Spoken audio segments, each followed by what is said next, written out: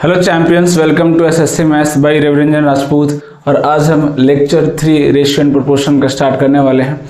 First 2 lecture में हमने basics ratio complete कर दिए।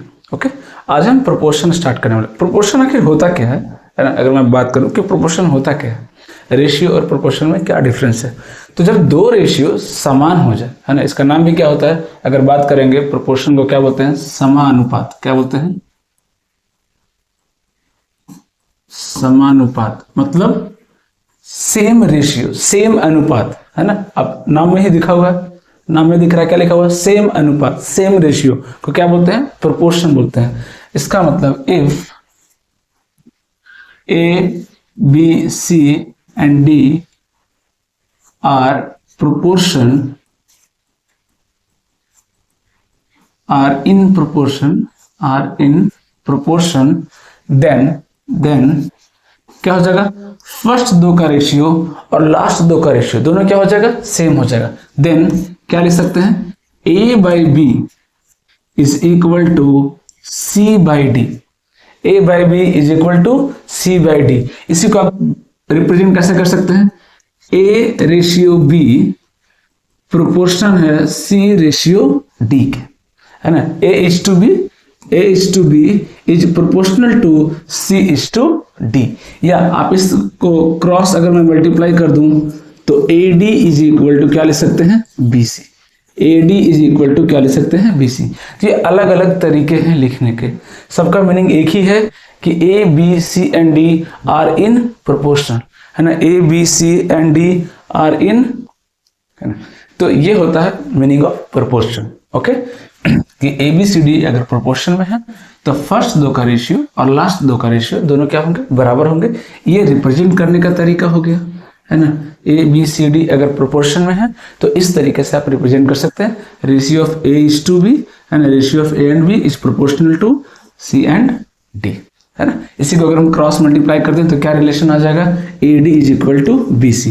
मतलब इन दोनों का मल्टीप्लीकेशन और इन दोनों का मल्टीप्लीकेशन दोनों क्या होना चाहिए? बराबर होना चाहिए, है ना। क्या होना चाहिए? इक्वल होना चाहिए। ओके, क्या होना चाहिए? इक्वल होना चाहिए। आगे बढ़ते हैं। फर्स्ट क्वेश्चन देखिए करते क्या कह रहा है कि ए बी सी 3 नंबर दिया हुआ है, वो क्या है? प्रोपोर्शनल है। क्या है? प्रोपोर्शनल है ना। तो अगर 18x और 50 क्या है? प्रोपोर्शन है, तो क्या होगा? फर्स्ट 2 का रेशियो और लास्ट 2 का रेशियो दोनों क्या आना चाहिए? बराबर आना चाहिए। दोनों क्या आना चाहिए? इक्वल आना चाहिए। तो लिखिए रेशियो, लिखिए 18 upon X is equal to क्या हो जाएगा? बोलिए x अपॉन 50, x अपॉन 50, है ना। 18 upon X is equal to x upon 50। यही तो डेफिनेशन है प्रोपोर्शनल का, है ना। चाहे 3 नंबर हो, 4 नंबर हो, है ना, कोई दिक्कत नहीं है। फर्स्ट 2 का रेशियो वही होगा जो लास्ट 2 का रेशियो होगा। ठीक है, यहां से क्या आ गया? देखिए एक्स स्क्वायर इक्वल टू कितना आ गया? देखिए 18 5 90, कितना आ गया? देखिए 900, कितना आ गया? 900, है ना। कितना आ गया? 900। एक्स की वैल्यू कितनी हो जाएगी? 30। एक्स की वैल्यू कितनी हो जाएगी? 30, है ना। तो देख रहे हैं, सिर्फ आपको बेसिक डिफिनेशन ध्यान में रखना है कि what is the meaning of proportional. अगर 3 डेटा मुझे दिया हुआ है और अगर ये बोल रहा है कि वो प्रोपोर्शनल में है, it means same ratio maintain करेंगे। उनके आपस का जो रेशियो होगा वो क्या होगा? सेम होगा, है ना। समानुपाती, समानुपात होगा ना। रेशियो क्या होगा? सेम होगा। ठीक है, अगला क्वेश्चन देखिए, एक और करते हैं। क्या बोला है कि जो 4 क्वांटिटी है, A B C and D are in proportional. अगर ये चारों क्वांटिटी प्रोपोर्शनल है ना, तो इट मीन्स इनके आपस का रेशियो क्या होगा? सेम होगा। 2x + 1 upon x + 2 is equal to कितना हो जाएगा? 2/5, है ना। a is to B is equal to c is to D. Cross multiply कीजिए, कितना रहा? 10x + 5 is equal to 2x + 4। 10x - 2x कितना हो जाएगा? 8x is equal to -1। x की वैल्यू कितनी हो जाएगी? -1/8। x की वैल्यू कितनी आ गई? -1/8। अब बोला है कि इन दोनों का रेशियो निकालिए, इन दोनों का रेशियो निकालिए। कैलकुलेट कीजिए, किसका रेशियो निकालना है? x + 3 मतलब -1/8 + 3 इज टू x + 1 -8 + 1, ये पूछा है। यहां से कैलकुलेट कीजिए, कितना रहा है? 24 माइनस 1 23/8। इसका वैल्यू कितना आ रहा है देखिए, 8 माइनस 1 7/8। ओके, 8 से 8 क्या हो गया, कैंसिल। कितना आ गया रेशियो, 23:7। रेशियो कितना आ गया देखिए, 23:7। 23:7। कोई मुश्किल है क्या? तो I think meaning of proportion आपको समझ में आ गया होगा। रेशियो मेंटेन करता है, सीधी सी बात है, रेशियो को मेंटेन करता है। अगर कोई डेटा रेशियो को मेंटेन करके चल रहा है, इट मीन्स वो डेटा किस में है, प्रोपोर्शन में। किस में है वो, प्रोपोर्शन में। ठीक है, properties of proportion, very very important. Properties of proportion है ना, प्रॉपर्टीज ऑफ प्रोपोर्शन देखिएगा क्या होता है। फर्स्ट प्रॉपर्टी देखते हैं जिसको हम बोलते हैं ऐड रूल। क्या बोलते हैं, ऐड रूल। कुछ ऐसा नाम याद नहीं रखना कि ऐड रूल बोलेंगे। क्या होता है कि यहाँ पर दिया हुआ है कि ए बी सी डी किस में है, प्रोपोर्शन में। ए बी सी डी हम किसे मान रहे हैं, प्रोपोर्शन में। ओके, अगर A B C D proportion में है, it means A by B is equal to क्या दिया हुआ है, सी बाई डी। ये मुझे दिया हुआ है ना, ये हमें दिया हुआ है, ये हमें दिया हुआ है। ठीक है, ये पहले से गिवन है कि A B C D are in proportion, और अगर A B C D proportion में है तो A by B is equal to C by D. तो ये तो हमारे पास है।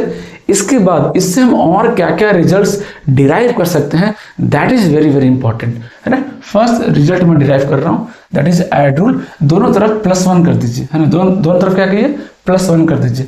तो दोनों तरफ अगर हम +1 करेंगे तो ये क्या बन जाएगा, a plus B by B is equal to C plus D by D, है ना। दोनों तरफ क्या कर दिया हमने, +1 कर दिया, है ना। ये चीज हम 9th में ज्योमेट्री में करते थे, है ना। अगर आपको याद होगा, जब साइड्स का रेशियो प्रोपोर्शनल होता था, है ना, उस टाइम हम करते थे +1 -1 करते थे। ओके, सेकेंड रूल क्या कहता है, सबट्रैक्ट रूल। सबट्रैक्ट रूल, ध्यान से समझिएगा, है ना। सबट्रैक्ट रूल, पहला रूल क्या आ गया कि अगर a by B equal to C by D है तो a plus B by B is equal to C plus D by D होगा।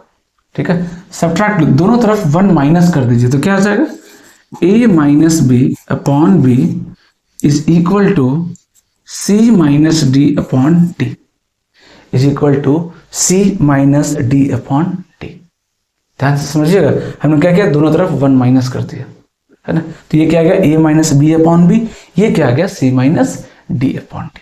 ये दोनों डेटा बहुत इंपॉर्टेंट है, क्योंकि इसी से जो तीसरी प्रॉपर्टी है सबसे इंपॉर्टेंट, कंपोनेंडो एंड डिविडेंडो, बहुत सवाल आते हैं उसमें। कोई ऐसा एग्जाम नहीं है जिसमें आपको उस पर सवाल नहीं मिलेगा।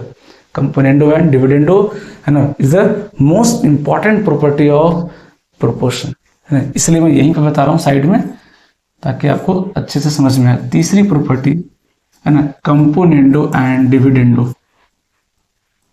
कंपोनेंडो एंड डिविडेंडो, शॉर्ट में इसको हम CND बोलते हैं, है ना। डिविडेंडो शॉर्ट में लिख लीजिएगा CND, है ना, CND, कंपोनेंडो एंड डिविडेंडो, है ना। दोनों से रिलेटेड है। देखिए, ये हमारा इक्वेशन 1 था, ये क्या था हमारा इक्वेशन 1, ये क्या था हमारा इक्वेशन, है ना। ये ऐड रूल और ये सबट्रैक्ट रूल। अगर a इक्वल टू बी है, c इक्वल टू डी है सपोज कीजिए, तो अगर मैं इसको आपस में डिवाइड कर दूं तो भी वैल्यू क्या आएगी, सेम ही आएगी, है ना। तो 1 को 2 से डिवाइड कर दीजिए, 1 को 2 से डिवाइड कर दीजिए। जब इसको हम इससे डिवाइड करेंगे तो b से b क्या हो जाएगा, कैंसिल। क्या आ जाएगा, a plus B upon a minus B is equal to क्या आ जाएगा, देखिए, c plus D upon c minus D. This is very very very very important, componendo and dividendo rule. बहुत सारे सवाल आते हैं, कई बार तो इसका यूज करके आप कैलकुलेशन को इजी कर सकते हैं, है ना। दूसरे चैप्टर में भी, है ना, कई बार क्या होता है, अलजेब्रा वगैरह में खास करके आप कंपोनेंडो एंड डिविडेंडो का यूज करके कैलकुलेशन को बहुत फास्ट तरीके से कर सकते हैं। ठीक है, तो ये होता है componendo and dividendo, very very very important rule, जिसको आपको ध्यान में रखना है कि a by B equal to अगर c बाई डी है तो एक बार क्या करेंगे, plus a plus B divide by a minus B is equal to c plus D upon c minus D.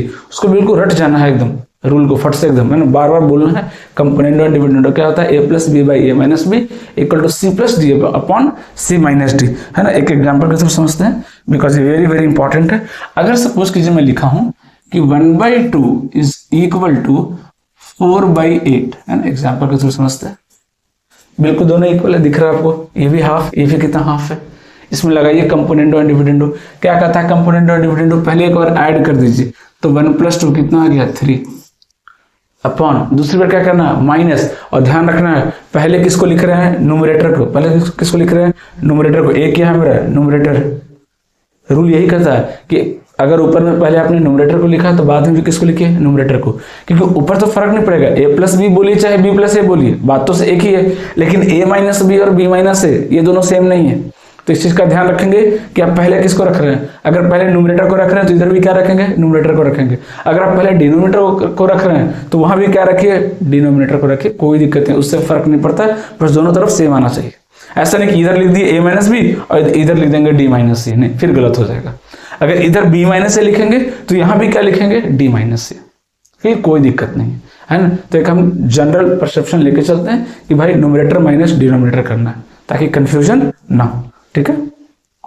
देखिएगा तो हमने क्या किया 1 + 2, मैं ऐसे लिख दे रहा हूं प्रॉपर, तो आपको समझ में आएगा। क्या लिखेंगे 1 + 2 है ना अपॉन 1 - 2, ओके। तो इधर क्या बनेगा 4 + 8 अपॉन 4 - 8, ऐसा लगाना है कंपोनेंट एंड डिविडेंड, है ना, सिंपल। तो 1 + 2 कितना आ जाएगा 3, ये कितना आ गया -1 आ गया कि नहीं, देखिए इज इक्वल टू, ये कितना हो गया 8 और 4 12, ये कितना हो गया देखिए -4, है ना, माइनस क्या हो गया कैंसिल हो गया, कितना आ गया देखिए ये भी 3 और ये भी कितना आ गया 3, देख रहे। तो कंपोनेंडो एंड डिविडेंडो ऑपरेशन लगाने के बाद भी LHS इक्वल टू क्या है RHS, LHS इक्वल टू क्या है RHS है। समझ में आ गई बात, है ना। तो अगर A B C D अगर प्रोपोर्शनल में है तो उस पर आप कंपोनेंडो और डिविडेंडो लगा करके आप उसका यूज करके क्वेश्चन को सॉल्व कर सकते हैं, ठीक है। क्वेश्चन के थ्रू चलते हैं, देखिएगा फर्स्ट क्वेश्चन करा रहा हूं, देखिए क्या पूछा है कि अगर इसका वैल्यू 2 है तो फाइंड x, है ना, फाइंड x। देखिए हिंट भी कैसे मिल जाएगा आपको, इस तरह का वैल्यू आपको देखने को मिलेगा कि कंपोनेंडो और डिविडेंडो का यूज कहाँ करना है। आपको कुछ इस तरह का टर्म्स मिलेगा कि कुछ टर्म्स ऐड हो रहे हैं न्यूमरेटर में, नीचे क्या हो रहा है उसका सब्ट्रैक्ट हो रहा है, डिफरेंस दिख रहा है सेम क्वांटिटी का, है ना। वहां से आपको थोड़ा सा हिंट जनरेट होगा कि अच्छा यहाँ पे हम कंपोनेंडो एंड डिविडेंडो लगा सकते हैं। जैसे यहाँ पे देखिए क्या लिखा हुआ है a + b upon a - b लिखा हुआ है ना।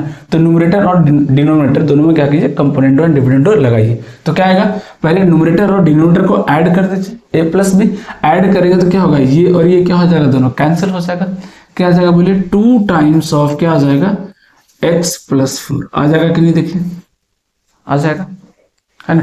अब क्या कीजिए अगला नीचे क्या करते हैं numerator minus denominator, numerator minus denominator कीजिए तो ये और ये क्या हो जाएगा कैंसिल आउट हो जाएगा, ये कितना टाइम्स आ जाएगा 2 टाइम्स आ जाएगा x - 4 is equal to same operation इधर लगाना है, जो ऑपरेशन LHS में लगाएंगे वही सेम ऑपरेशन RHS में लगाना है। तो नीचे डिनोमिनेटर में कितना है ये कुछ नहीं तो 1 लिखा हुआ है, तो 2 + 1 कितना आ जाएगा 3, 2 - 1 कितना आ जाएगा 1, ये आ गया क्या देखिए, है ना। 2 से 2 क्या हो गया देखिए कैंसिल आउट हो गया, दोनों तरफ क्या कर दीजिए स्क्वायरिंग कर दीजिए, है ना, दोनों तरफ क्या कीजिए स्क्वायरिंग कर दीजिए तो कितना आ जाएगा x + 4 upon x - 4 is equal to कितना हो जाएगा 9, है ना। क्रॉस मल्टीप्लाई कर दीजिए तो कितना हो जाएगा x + 4 is equal to 9x - 36, ये कितना आ गया 40 is equal to 8x, x की वैल्यू कितनी आ गई, x की वैल्यू कितनी आ गई देख लीजिए 5, x की वैल्यू कितनी आ गई 5, okay. So 5 is the correct answer. समझ में आ गई बात। अगर आप कंपोनेंडो एंड डिविडेंडो नहीं लगाएंगे और इस सवाल को डायरेक्ट सॉल्व करने की कोशिश करेंगे बहुत लेंदी हो जाएगा, बहुत लेंदी हो जाएगा। तो कंपोनेंडो एंड डिविडेंडो कोई अलग टॉपिक नहीं है, ये एक कॉन्सेप्ट है जो जिसका यूज करके आप अपना कैलकुलेशन फास्ट कर सकते हैं, है ना। ये अलग से कोई चैप्टर नहीं है ये, है ना, ये एक कैलकुलेशन टेक्निक है जो किसी भी चैप्टर में लग सकता है ना, डिपेंडिंग ऑन द क्वेश्चन, है ना, किसी भी चैप्टर में ये लग सकता है। तो ये क्या है टेक्निक है, कौन सा टेक्निक कैलकुलेशन टेक्निक है जो आपको आपका कैलकुलेशन बहुत आसान कर देता है, ठीक है।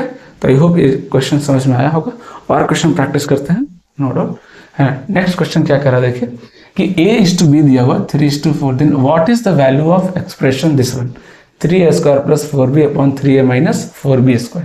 ठीक है, पूरा के सब वैल्यू क्या होगा। देखिए रेशियो में मैंने बोला था आपको कि रेशियो तभी निकालते हैं जब क्वांटिटी सेम हो, है ना, क्वांटिटी क्या हो, सेम हो। अगर क्वांटिटी सेम नहीं है, नेचर सेम नहीं है क्वांटिटी का, तो उसका रेशियो आप फाइंड नहीं कर सकते हैं, है ना, उसका रेशियो फाइंड नहीं कर सकते। इस चीज़ का ध्यान रखिएगा। जैसे यहाँ पे एक डेटा दिया हुआ है, ये देखिए स्क्वायर है, तो ये क्या देखिए लीनियर है, समझ में आ रही बात, ये लीनियर है, ये स्क्वायर है, इसका आप कभी भी रेशियो फाइंड कर ही नहीं सकते, पॉसिबल ही नहीं है ना। ये सीडीएस का पूछा हुआ सवाल है ना, किसमें पूछा, ये सीडीएस में पूछा हुआ सवाल है, ठीक है। तो इस चीज़ को दिमाग में बैठा लीजिए आप कि हाँ, पूरा ऊपर भी स्क्वायर हो नीचे भी स्क्वायर हो, रेशियो निकाल सकते हैं, ऊपर लीनियर हो नीचे लीनियर हो, रेशियो निकाल सकते हैं। बट अगर रेशियो मेंटेन नहीं कर रहा है ना, रेशियो मेंटेन नहीं कर रहा है ना, जो नेचर है वैल्यू का, है ना, जो भी क्वांटिटी है ए बी जो भी है ना, अगर वो अपना नेचर मेंटेन नहीं कर रहा है तो हम रेशियो फाइंड नहीं कर सकते हैं, रेशियो कांट बी डिटरमाइंड। इस केस में आप रेशियो फाइंड नहीं कर सकते।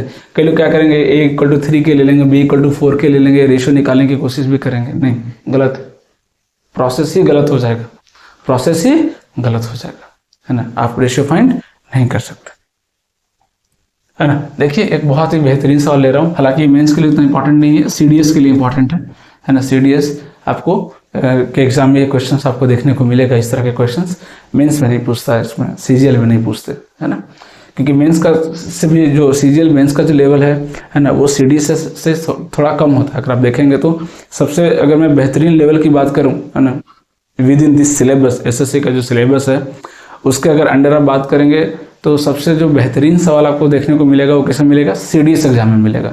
बहुत अच्छे क्वेश्चंस मिलेंगे, बहुत अच्छे क्वेश्चंस मिलेंगे उसमें। तो सीडीएस के लिए आपको अगर तैयारी करनी है तो उसके लिए आपको अलग से थोड़ा सा मेहनत करना पड़ेगा। हाँ, एसएससी का एग्जाम अगर देना है तो अगर आप सीजीएल को लेकर चल रहे हैं तो सारे एग्जाम क्लियर हो जाएंगे, नो डाउट। सीडीएस के लिए थोड़ा सा बियॉन्ड द सिलेबस आपको पढ़ना पड़ता है, कुछ नए नई चीज़ें आपको सीखनी पड़ती है, उसका लेवल भी बहुत अच्छा है, बहुत अच्छा है ना। जैसे एक सवाल देखिए, ये component and dividend pay based सवाल है जो कि किससे पूछा गया, सीडीएस से पूछा गया। इसको सॉल्व कैसे करेंगे मैं उसके अप्रोच को सिखाना चाहता हूँ। हालांकि ज़्यादातर बच्चे क्या करते हैं, इस पैटर्न का जो है आंसर ही याद कर लेते हैं, क्योंकि इस तरह के जितने भी पैटर्न वाले सवाल बनते हैं उसका आंसर कितना आता है, 2 आता है, बच्चे से रट लेते हैं। अब सीडीएस के लिए क्या करना पड़ता है, रटना पड़ता है, बाकी एग्जाम्स में तो पूछेगा भी नहीं, है ना। कुछ ऐसे सवाल आते हैं सीडीएस में जो कि मेमोरी बेस्ड ही होते हैं, उनको पता है कि बच्चा अगर करने गया तो काफ़ी लेंदी हो जाएगा, है ना, तो क्या करते हैं वो डायरेक्ट आंसर ही रट लेते हैं कि चाहिए पैटर्न है, इसका आंसर तो ये होता है। बट मैं इसको करके दिखा रहा हूँ आपको, ध्यान से देखिए कि सोचना कैसे है। तो ध्यान से देखिए कि आपको दिख रहा होगा कि यहाँ पे कंपोनेंटो एंड डिविडेंडो लग सकता है ना, लेकिन उसके लिए मेरे पास डेटा क्या चाहिए, x और 2√2 चाहिए, है ना, क्या चाहिए, x/2√2 चाहिए, क्योंकि अगर हम x/2√2 पे कंपोनेंटो डिविडेंडो लगाएंगे तो ये मिलेगा, है ना। ये कब मिलेगा, ये कब मिलेगा, ये क्वांटिटी कब मिलेगा, इस तरीके से आपको सोचना पड़ेगा कि ये क्वांटिटी कब मिलेगा, जब हम x/2√3 पे कंपोनेंटो एंड डिविडेंडो लगाएंगे तो वो मिलेगा। इट मीन्स ये हमको जनरेट करना पड़ेगा, ये हमको जनरेट करना पड़ेगा, है ना, ये हमको जनरेट करना पड़ेगा। ओके,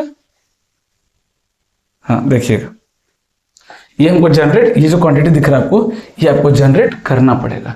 तो यहाँ पे तो x दिया हुआ है, x तो दिख रहा है, डिवाइड में क्या चाहिए, 2√2 चाहिए, डिवाइड में क्या चाहिए, 2√2 चाहिए। तो यहाँ से देखिए निकाल सकते हैं क्या, इसको अगर आप चाहें तो क्या एक्सप्रेस कर सकते हैं, इसको आप लिख सकते हैं 2√2 इंटू 2√3, देखिए लिख सकते हैं 2 इंटू 2 कितना हो जाएगा 4, √2 इंटू √3 कितना हो जाएगा √6। हमें क्या चाहिए x/2√2, है ना, हमें क्या चाहिए x/2√2, देखिएगा x/2√2 देखिएगा। तो x/2√2 इक्वल टू कितना हो जाएगा 2√3/√2 प्लस √3, यही तो आएगा, ठीक है। अब लगाइए कंपोनेंटो एंड डिविडेंडो, जब आप कंपोनेंटो एंड डिविडेंडो लगाएंगे क्या आएगा, x plus 2√2/x minus 2√2 is equal to कितना आएगा, पहले दोनों को प्लस कीजिए, तो 2√3 प्लस √3 कितना जाएगा 3√3 प्लस √2, 3√3 प्लस √2 अपॉन, इसमें से इसको माइनस कर दीजिए तो कितना जाएगा 2√3 माइनस √3 कितना जाएगा √3 माइनस √, है ना। पहला डेटा आ गया। दूसरा डेटा क्या करेंगे, x बाई, इसको नीचे लेके आ जाइए, x/2√3 इज इक्वल टू कितना हो जाएगा 2√2 अपॉन √2 प्लस √3। अब लगाइए कंपोनेंडो एंड डिविडेंडो, तो x plus 2√3 upon x minus 2√3 कितना जगह वैल्यू इसका देखिए, लगाइए सेम कंपोनेंट और डिविडेंड ऐड कीजिए तो कितना जगह 3√2 प्लस √3 अपॉन 2√2 माइनस √2 कितना हो जाएगा √2 माइनस √3। ये आ गया देखिए। अब ध्यान से देखिए, अभी क्या करना, दोनों को ऐड करना, दोनों क्या करना ऐड करना है ना, दोनों क्या करना ऐड करना। ठीक है, दोनों को ऐड कर दीजिए, दोनों क्या करना है ऐड करना है। जब इन दोनों को ऐड करेंगे, इन दोनों को ऐड करेंगे तो ध्यान से देखिए दोनों का डिनोमिनेटर सेम ही है, बस माइनस का फर्क है। क्या है, माइनस का फर्क है। तो अगर मैं उसको लिखूं 3√3 प्लस √2 अपॉन √3 माइनस √2। अब यहां से क्या कीजिए, माइनस कॉमन ले लीजिए, यहां से क्या कीजिए माइनस कॉमन ले लीजिए, तो क्या जाएगा माइनस, माइनस क्या जाएगा देखिए 3√2 प्लस √3 अपॉन √3 माइनस √, यही तो आ जाएगा है ना। अब क्या कीजिए, दोनों का एलसीएम तो सेम ही है, कितना जाएगा √3 माइनस √2, यही तो आएगा। ऊपर में क्या रहा देखिए 3√3 माइनस √3, 3√3 माइनस √3 है ना, ये देखिए 3√3 माइनस √3 क्या हो जाएगा 2√3। फिर देखिए √2 माइनस 3√2 क्या हो जाएगा माइनस 2√2, यही तो आएगा माइनस 2√2। अब देखिए 2 कॉमन ले लीजिए, जैसे ही 2 कॉमन लेंगे √3 माइनस √2, नीचे भी क्या आ जाएगा √3 माइनस √2, ये पूरा क्वांटिटी क्या हो गया कैंसिल हो गया। आंसर कितना आ गया 2, आंसर कितना आ गया 2।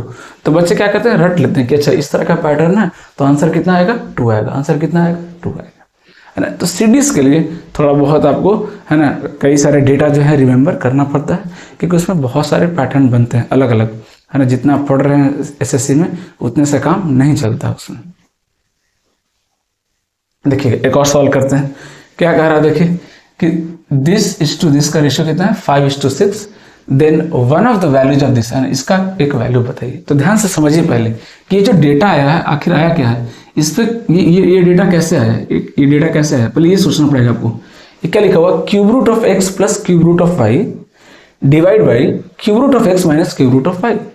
तो सीधी सी बात है, ये दिख रहा है कि ये तभी आएगा जब cube root of X upon cube root of Y पे आप क्या लगाएंगे कंपोनेंडो एंड डिविडेंडो लगाएंगे। ऐसा पकड़ना पड़ेगा क्वेश्चन को कि अगर मैं cube root of X upon cube root of Y पे अगर मैं कंपोनेंडो एंड डिविडेंडो लगाऊंगा तो ये जनरेट होकर आएगा। इट मीन सबसे पहले हमें क्या फाइंड करना है cube root of X upon cube root of Y, है ना। और अगर ये फाइंड करना है तो इससे पहले क्या फाइंड करना पड़ेगा एक्स अपॉन वाई, क्योंकि एक बार एक्स अपॉन वाई आ गया हम दोनों तरफ क्या करेंगे क्यूब रूट लेकर के इसको हम जनरेट कर सकते हैं, क्योंकि जो हमें डेटा दिया है वो देखिए लीनियर डेटा है। क्या है लीनियर में, तो लिखिए क्या लिखा हुआ देखिए 3x minus 2y upon 2x plus 3y is equal to कितना दिया हुआ है 5/6, कितना दिया हुआ 5/6 मल्टीप्लाई कीजिए 18 माइनस 10 कितना आ गया 8x, है ना।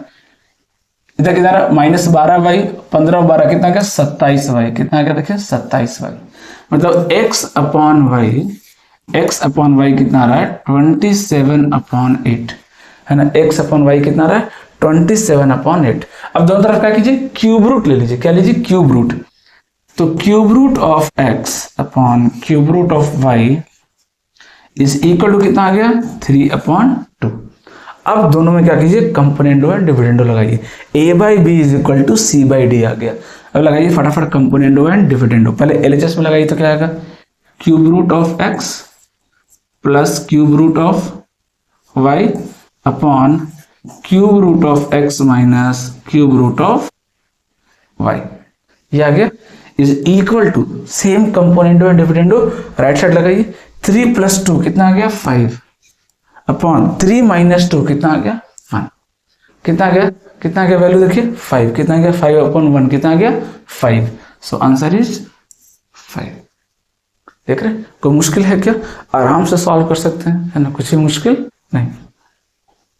अगला देखिए क्या कर रहा है कि if 4a + 7b into 4c - 7d is equal to 4a - 7b into 4c - 7d, है ना। अगर ये डेटा दिया हुआ है ना, ये डेटा दिया हुआ है तो कह रहा है कि which one of the following is correct, which one of the following is correct, कौन सा इसमें करेक्ट होगा, हमें ये देखना है ना। अच्छा ये यहाँ पे प्लस होगा शायद, आई होप, है ना, क्योंकि नहीं तो फिर क्या होगा, पूरा डेटा ही कैंसिल हो जाएगा, है ना, पूरा डेटा ही क्या हो जाएगा, कैंसिल हो जाएगा, है ना। ये प्लस माइनस वो क्या होगा, माइनस प्लस। तो क्या करेंगे, सीधा सीधा दिख रहा है, सीधा सीधा दिख रहा है कि अगर मैं इसको इस तरह से अरेंज करके लिखूं, कैसे देखिएगा, 4a + 7b, 4a + 7b upon, इसको नीचे ला सकते हैं, क्या लिख सकते हैं, 4a - 7b is equal to, क्या कर सकते हैं इसको, क्या लिखा हुआ देखिएगा, दिस इज इक्वल टू, हाँ कितना जाएगा, 4c + 7d upon 4c - 7d। याद है मैंने आपको बताया था कि अगर a/b is equal to c/d है ना, तो क्या हो जाएगा, AD is equal to BC। याद कीजिए, मैंने बताया था आपको कि आप क्रॉस मल्टीप्लाई कर सकते हैं। यहाँ जो डेटा दिया हुआ है इस फॉर्म में नहीं दिया है, इस फॉर्म में दे दिया है ना, ये नहीं देखिए, ये दे दिया है। तो अगर ये दिया है तो हम ये लिख सकते हैं, ये दिया है तो हम ये लिख सकते हैं, ऑब्वियसली बात है, दोनों वाइस वर्सा चलेगा। तो ये लिखा था, हमने उसको इस फॉर्म में लिख दिया, कैसे लिख दिया, प्रोपोर्शनल फॉर्म में दिखा दिया। अब ध्यान से देखिए, ये सीधा सीधा दिख रहा है कि ये कंपोनेंडो एंड डिविडेंडो से आया है। यहाँ पे किस पे लगा है कंपोनेंडो डिविडेंडो, देखिए 4a और 7b पे लगा है। यहाँ पे किस में लगा है कंपोनेंडो डिविडेंडो, 4c और 7d पे लगा है। अब कई बच्चे अगर ये नहीं सोच पा रहे तो क्या करेंगे, वो क्रॉस मल्टीप्लाई करेंगे, क्रॉस मल्टीप्लाई करेंगे, है ना, क्या करेंगे, क्रॉस मल्टीप्लाई करेंगे, है ना। इस चीज को समझिएगा, क्या करेंगे, वो क्रॉस मल्टीप्लाई करेंगे और फिर सॉल्व करेंगे, काफी लेंथी हो जाएगा, काफी लेंथी हो जाएगा। बट अगर ये अप्रोच अगर आपने सीखा, है ना, फटाफट देखिए क्या होगा, 4 से 4 कैंसिल, 7 से 7 कैंसिल, क्या आ गया answer, a/b is equal to c/d, a/b is equal to c/d। देख रहे हैं, तो ये कैलकुलेशन टेक्निक है जो आपको सीखना है, बहुत काम का है, बहुत काम का है ना। सीधा सीधा हमें दिखा कि अच्छा ये कब आया होगा, जब हम 4a और 7b पे क्या लगाएंगे, कंपोनेंडो डिविडेंडो। ये डेटा कब आएगा, जब हम 4c और 7d पे क्या लगाएंगे, कंपोनेंडो डिविडेंडो, तभी तो ये डेटा आएगा। नहीं तो फिर आप क्रॉस मल्टीप्लाई करेंगे, फिर सॉल्व करेंगे, तो फाइनली आएगा तो यही, है ना, AD इक्वल टू BC आएगा, या a/b इक्वल टू c/d आएगा, है ना। बट अगर आप कंपोनेंडो डिविडेंडो सीख गए हैं तो आप यहाँ से यहाँ फट से आ जाएंगे विदिन 2 सेकेंड, अदरवाइज आने में आपको 1 मिनट लग जाएगा, ठीक है। हाँ अब कुछ देखते हैं, प्रॉपर्टीज देख लेते हैं, है ना, थोड़ा सा हम प्रॉपर्टीज ऑफ प्रोपोर्शनल पढ़ने वाले हैं, बहुत इंपॉर्टेंट है। हालांकि ऑलरेडी 3 प्रॉपर्टीज हमने पढ़ लिया, है ना, और पढ़ने वाले हैं, क्या क्या प्रॉपर्टी वो देखिएगा, है ना। Properties of proportion,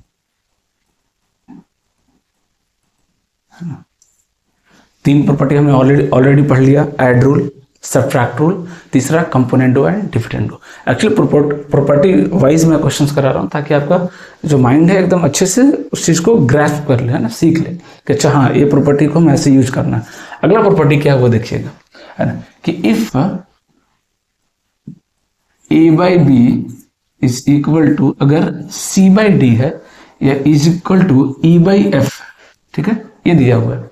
if a/b equal to c/d equal to e/f है, ये दिया हुआ है। यहाँ पे हमने कितना ले लिया, टोटल 6 डेटा ले लिया, 6 क्वांटिटी ले लिया, a b c d e f, ये 6 के 6 किसमें है, प्रोपोर्शनल है। तो रेशियो मेंटेन करेंगे दो का, a/b equal to c/d equal to e/f, ठीक है, ये दिया हुआ है, ये गिवन है ना। तो आगे हम क्या क्या कर सकते हैं, क्या क्या प्रॉपर्टी लगा सकते हैं वो ध्यान से सुनिएगा। अगर ये तीनों इक्वल है, ध्यान समझिएगा, एक ही बार में पूरा कॉन्सेप्ट आ जाएगा, है ना। कंपोनेंडो एंड डिविडेंडो भी उसी का पार्ट है, कंपोनेंडो एंड डिविडेंडो भी उसी का पार्ट है, सब एक साथ सीख सकते हैं। कहता क्या है कि जो ऑपरेशन आप न्यूमरेटर में लगा रहे हैं वही सेम ऑपरेशन आप किस में लगाइए, डिनोमिनेटर में लगाइए, वैल्यू हमेशा इक्वल आएगा। वो भी कौन सा ऑपरेशन लगाना है, प्लस और माइनस का। मैं पूरा जनरलाइज कर दे रहा हूँ एक ही बार में, कुछ रटना ही नहीं है, पूरा एक साथ जनरलाइज कर रहा हूँ कि जो ऑपरेशन आपको न्यूमरेटर में लगाना है आप लगाइए, वही सेम ऑपरेशन आप डिनोमिनेटर में लगाइए। कौन सा ऑपरेशन, प्लस और माइनस का, मल्टीप्लाई और डिवाइड वैलिड नहीं, है ना, प्लस और माइनस का, ये 2 ऑपरेशन लगाइए। जैसे अगर मैंने यहाँ पे ऐड किया a + c तो यहाँ भी क्या कर दीजिए, ऐड कर दीजिए b प्लस डी, है ना। इसके बराबर कौन होगा, ये यहां से कंटिन्यू चल रहा है, इक्वल टू ये चलिए यहीं पे लिख दे रहा हूं, equal to a plus C upon b plus d, equal to इधर चल रहा है,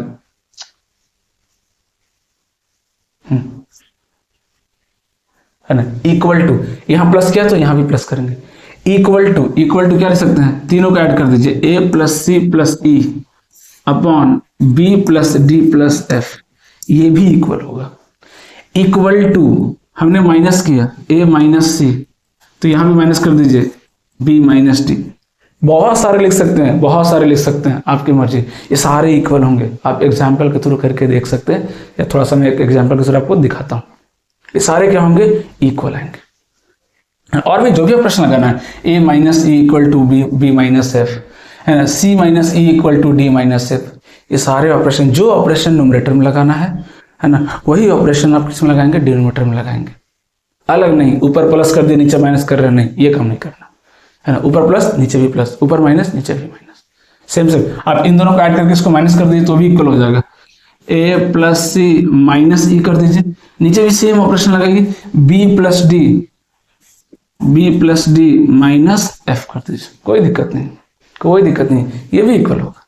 तो क्या इसको रटेंगे क्या, अब कई बच्चे इसको रटने जाते हैं, अच्छा है ए प्लस सी डिवाइड बाई, अरे क्यों रटना ही नहीं है ना, वही तो मैं सिखा रहा हूँ, रटना क्यों है। प्लस और माइनस का जो ऑपरेशन आप न्यूमरेटर में लगा रहे हैं वही ऑपरेशन आप डिनोमिनेटर में लगाइए, डेटा इक्वल आएगा। एक एग्जांपल के थ्रू समझते हैं, देखिए, है ना। अगर मैंने एग्जांपल लिया, सेम वही एग्जांपल ले रहा हूँ, 1/2 इज इक्वल टू, सपोज कीजिए 3/6 ले लिया, इज इक्वल टू 4/8 ले लिया, ये तीनों इक्वल दिख रहा है, तीनों 1/2 है। ऑपरेशन लगाइए, तीनों को ऐड कर दीजिए, ऊपर तीनों को ऐड कर दीजिए, तो 4 3 7 और कितना आ गया 8, डिवाइड बाई नीचे भी ऐड कर दीजिए, 8 से 14 और 2 16, कितना आ गया 16। ध्यान से देखिए, ये भी कितना आ रहा है 1/2, आया कि नहीं इक्वल।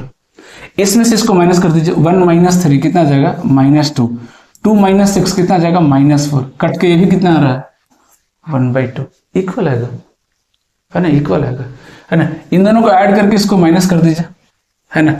हाँ, बस ध्यान रहे कि ऊपर नीचे जीरो ना बने, that is the exception, zero नहीं होना चाहिए, है ना, जीरो नहीं होना चाहिए। फिर इन दोनों माइनस कर लीजिए, 3 माइनस 4 कितना आ जाएगा, देखिए 3 माइनस 4 कितना आ जाएगा -1, 6 माइनस 8 कितना आ जाएगा -2, कितना आ रहा देखिए 1/2, कितना आ रहा देखिए 1/2। तो जो ऑपरेशन आप न्यूमरेटर में लगा रहे हैं वही सेम ऑपरेशन आप डिनोमिनेटर में लगाइए, है ना। डेटा क्या आएगा, हमेशा इक्वल आएगा, डेटा क्या आएगा, हमेशा इक्वल आएगा, टेंशन लेने की जरूरत बिल्कुल भी नहीं, डेटा हमेशा क्या आएगा, इक्वल आएगा। ठीक है, आगे बढ़ते हैं, है ना। अब देखिए इसी पे बेस्ड एक सवाल आगे देखिए कि इसका रेशियो 9/5 है, तो इसका रेशियो क्या आएगा, सीधा सवाल पूछा है। तो देखिए यहाँ पे a है, यहाँ पे क्या है 2 है, तो पहले मैं इसको लिख दूं 2a/2b, 2 से क्या किया ऊपर नीचे मल्टीप्लाई कर दिया, कर सकते हैं ना मल्टीप्लाई, बिल्कुल कर सकते हैं, है ना। इक्वल टू, यहाँ देखिए क्या 3c, तो हम 3 से मल्टीप्लाई कर सकते हैं क्या, बिल्कुल कर सकते हैं, 3c/3d। यहाँ में चाहिए 5e, यहाँ पे e है, 5 से मल्टीप्लाई कर दूं क्या, 5e अपॉन कितना हो जाएगा 5f, है ना। इक्वल टू कितना दिया हुआ, 9/5, क्योंकि ऊपर नीचे अगर आप मल्टीप्लाई करते हैं सेम क्वांटिटी से या डिवाइड करते हैं, रेशियो चेंज नहीं करता, तो ये लिखिए चाहे ये लिखिए, दोनों बराबर है।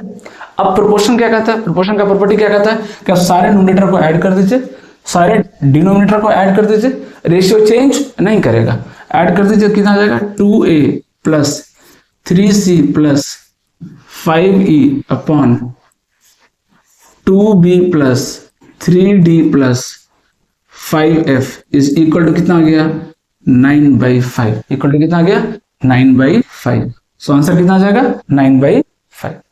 कोई मुश्किल है क्या, आराम से कर सकते हैं। हाँ, कुछ क्वेश्चन प्रैक्टिस करने के बाद क्या होता है, ये रट जाता है ना, फिर ये सब करने की जरूरत नहीं पड़ती, पता है कि आंसर क्या आएगा, वही सेम आने वाला है। अगला सवाल देखिए क्या कर रहा है ना, यहाँ सवाल देखते हैं, बहुत इंपॉर्टेंट है। देखिए फिर से वही चीज देख रहा है, a/b c/d e/f है।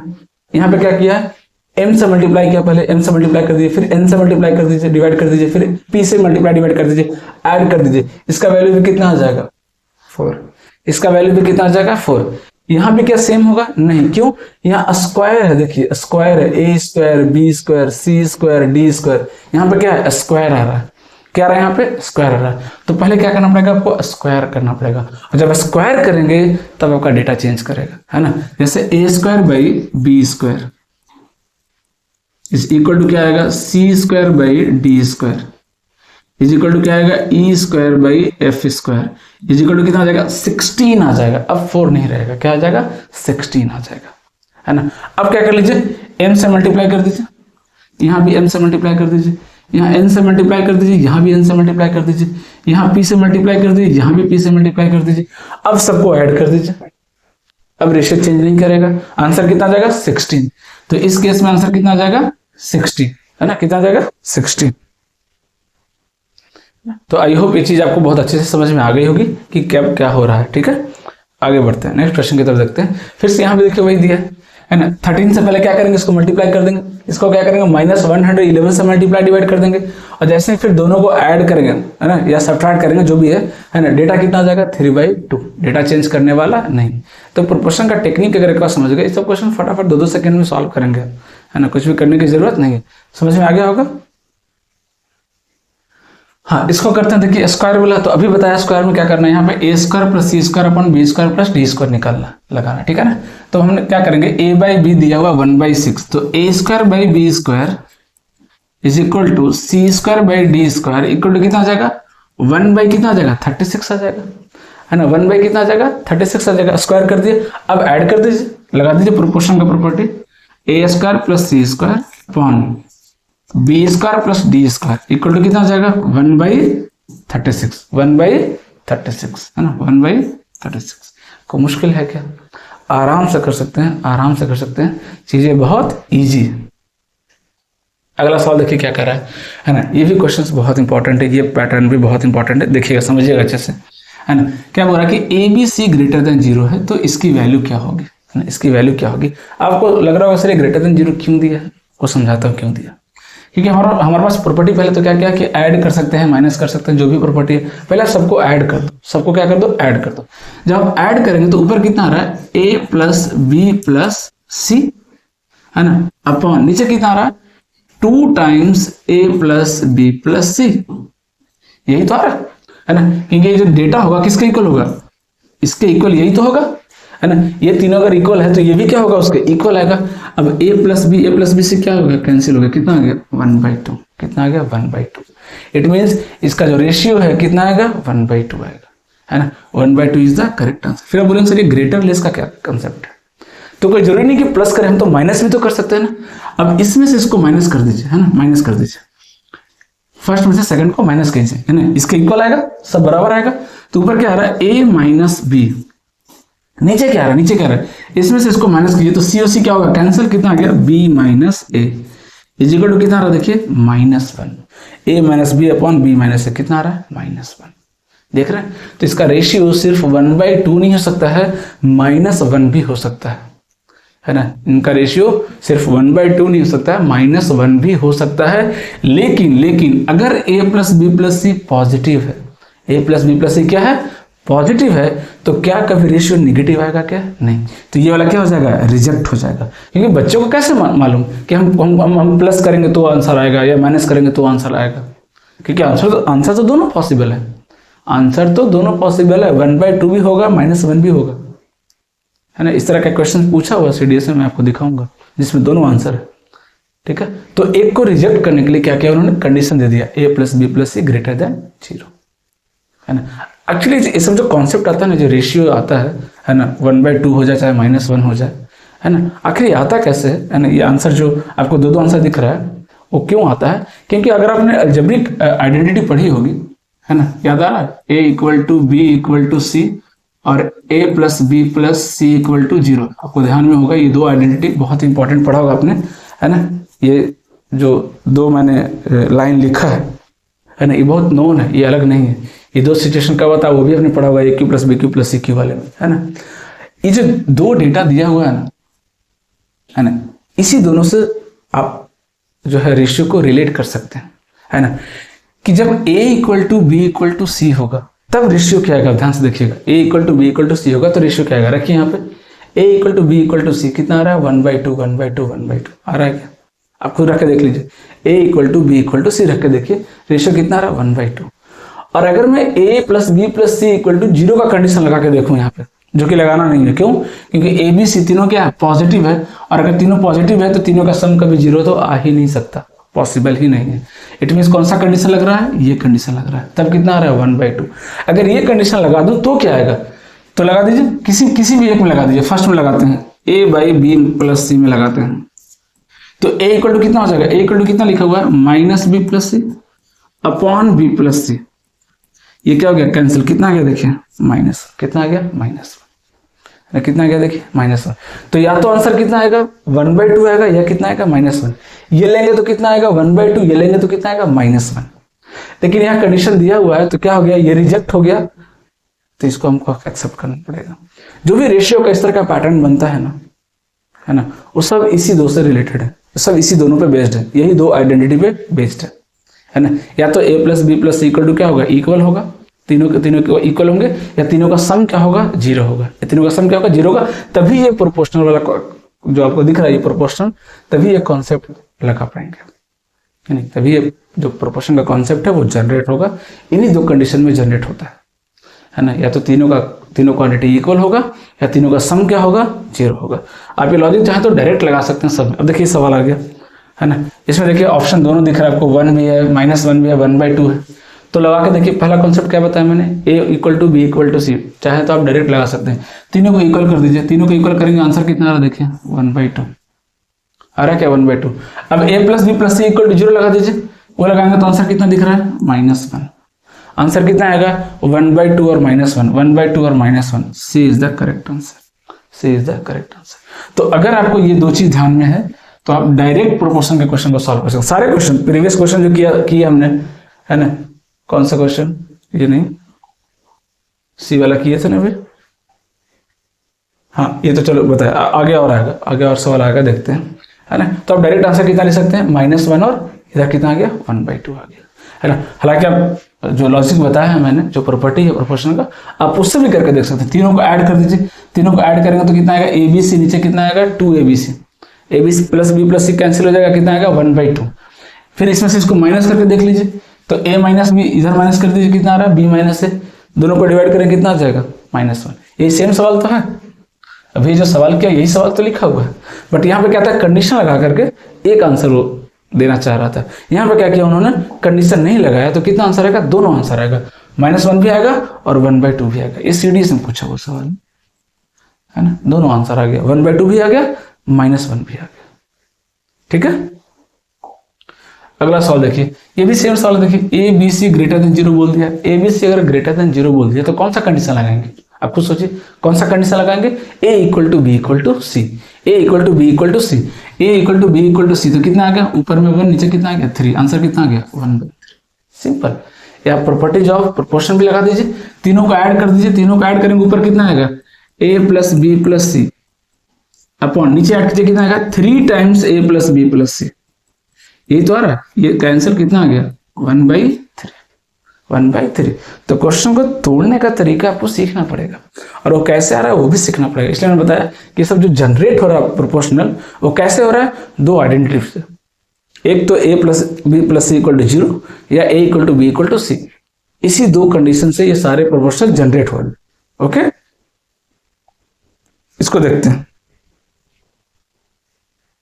है ना। ये क्वेश्चन देखिए क्या कर रहा है ना, सेम वही पैटर्न है ना। यहाँ पे नहीं दिया है कि a plus B plus c greater than 0 है या जो भी है ना, तो क्या करेंगे यहाँ पे दोनों आंसर आने की पॉसिबिलिटी है, तो दोनों आंसर निकालेंगे है ना। अगर मैं तीनों को ऐड कर दूं तो क्या आ जाएगा, ऐड करके देख लीजिए कितना आएगा, ऊपर में a प्लस बी प्लस सी, नीचे ऐड कीजिए कितना आ रहा है 2a 3a 4a, 4 टाइम्स आ रहा है a प्लस बी प्लस सी, ये कैंसिल कितना आ गया आंसर 1/4। लेकिन देखिए 1/4 तो दिया हुआ ही नहीं, 1/4 तो ऑप्शन में है ही नहीं, तो इसलिए मैं बोल रहा हूँ कि दोनों के लिए रेडी रहना पड़ेगा आपको। मतलब a equal to B equal to C अगर करूंगा तो कितना आएगा 1/4, इस पे बेस्ड नहीं दिया उसने, किस पे बेस्ड दिया है, a plus B plus C equal to 0 पे दिया है, a plus B plus C equal to क्या दिया है 0, इस पे बेस्ड सवाल दिया है उसने, इस पे बेस्ड सवाल उसने दिया है। कोई बात नहीं, क्या कर लेंगे, इसमें से इसको माइनस कर लीजिए, प्लस करके नहीं आया तो क्या करेंगे, माइनस करके कर लेंगे, या आप ये कंडीशन लगा लीजिए तो भी आ जाएगा, दोनों मैंने बताया आपको, है ना। माइनस कीजिए, कितना आ रहा है देखिए, ए माइनस बी, कितना आ रहा है, ए माइनस बी, ए माइनस बी, यहाँ माइनस कीजिए, 2a माइनस ए कितना आ जाएगा, ए आ गया, ठीक है। और b माइनस 2b कितना आ जाएगा, माइनस बी, कितना आ रहा है, माइनस ए आ रहा है। और c माइनस सी कितना हो गया, कैंसिल हो गया, a माइनस बी आ गया, और इधर भी सही आ रहा है, a माइनस बी कितना आ रहा है, 1 आ रहा है क्या, है ना, 1 इज द करेक्ट आंसर, कितना आ रहा है देखिए, 1 आ रहा है, कितना आ रहा है देखिए आंसर, 1 आ रहा है ना, कितना क्या देखिए 1। अगला क्वेश्चन करते हैं, एक क्वेश्चन और कर लेते हैं।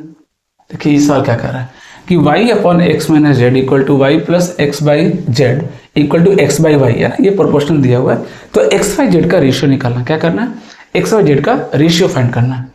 तो यहाँ से देखिए सॉल्व करते हैं किसी तरीके से, क्या करेंगे देखिए, अगर मैं तीनों को ऐड करूँ तो कुछ मिल रहा है क्या, अगर मैं तीनों को ऐड करूँ तो ऊपर में कितना आ जाएगा, 2 इंटू एक्स प्लस वाई, नीचे क्या मिलेगा, अगर ऐड करेंगे तो एक्स अपॉन वाई, क्या मेरा नीचे देखिए एक्स प्लस वाई, ये आ रहा है, ये आ रहा है, एक्स प्लस वाई क्या हो गया, कैंसिल, कितना आ गया देखिए 2, कितना आ गया 2, मतलब ये जो रेशियो लिखा हुआ है, ये जो रेशियो लिखा हुआ है y upon x minus z is equal to y plus x upon z is equal to x by y, ये जो पूरा प्रोपोर्शनलिटी लिखा है, जो लिखा है किसके इक्वल है, ये 2 के बराबर है, ये किसके बराबर है, 2 के बराबर है। हमें निकालना एक्स वाई जेड, तो एक्स और वाई का रेशियो तो आ गया 2:1, एक्स और वाई का रेशियो कितना आ गया देखिए 2:1, 2:1 कहाँ दिख रहा है देखिए, यहाँ दिख रहा है ना, तो आंसर तो ठीक हो गया। लेकिन हम एक्स वाई जेड तीनों निकालेंगे, क्योंकि हो सकता है कि 2 ऑप्शन दिख गया तो, है ना, देख रहे हैं इन दोनों में रिलेशन कितना देखिए 2:1 का रिलेशन है कि नहीं, पूरा निकाल लेते हैं, कोई दिक्कत नहीं है ना। तो एक्स की वैल्यू कितनी मान लेते हैं, 2 के मान लेते हैं, वाई की वैल्यू कितनी मान लेते हैं, के मान लेते हैं, है ना। उस हिसाब से अगर देखो तो जेड की वैल्यू कितनी आएगी, कहां से मिलेगा, यहां से सॉल्व कर सकते हैं, जेड की वैल्यू क्रॉस मल्टीप्लाई कर लीजिए, कितना आ रहा है, y is equal to 2x minus 2z, y को कितना आ गया 2x माइनस 2z, तो 2z की वैल्यू कितनी आ जाएगी 2x माइनस वाई, x की वैल्यू कितनी है 4 माइनस 1 कितना आ गया 3, यहां से z की वैल्यू कितनी आ गई 3/2, हमने यूनिट मान लिया, तो यूनिट मान लिया, ये सब यूनिट में आ रहा है। तो वैल्यू कितनी आ गई, x की वैल्यू कितनी आई 2, y की 1 और z की 3/2, ये आंसर आ गया। लेकिन क्या इंटीजर फॉर्म में दिया, कोई बात नहीं, 2 से क्या कर लीजिए मल्टीप्लाई कर लीजिए, ये कितना आ गया 4:2:3, कितना आ गया फाइनल आंसर 4:2:3, ठीक है। तो आज हमने प्रोपोर्शन स्टार्ट कर दिया है, बेसिक जो इसका प्रॉपर्टीज है वो भी हमने सीख लिया, add rule, subtract rule, componendo and dividendo, और प्लस नेक्स्ट प्रॉपर्टी क्या सीखा हमने, ऑपरेशन लगाना सीखा, कि जो ऑपरेशन हम न्यूमरेटर में लगाएंगे वही ऑपरेशन हम डिनोमिनेटर में लगाएंगे, ऊपर प्लस कर रहे हैं तो नीचे भी प्लस करेंगे, ऊपर माइनस कर रहे हैं तो नीचे भी माइनस करेंगे, ठीक है। प्लस माइनस का जो ऑपरेशन लगाएंगे ऊपर नीचे सेम लगाएंगे, आंसर सेम ही आएगा, अलग नहीं है, ओके। और नेक्स्ट लेक्चर में हम प्रोपोर्शन को और डिटेल में पढ़ेंगे, कुछ लैंग्वेज वाले क्वेश्चंस भी करेंगे, जिसमें बहुत सारे एक्सप्रेशंस लैंग्वेज लिखा होता है, डेटा दिया होता है लैंग्वेज के फॉर्म में, उसको हम डिकोड करेंगे, ओके। Thank you.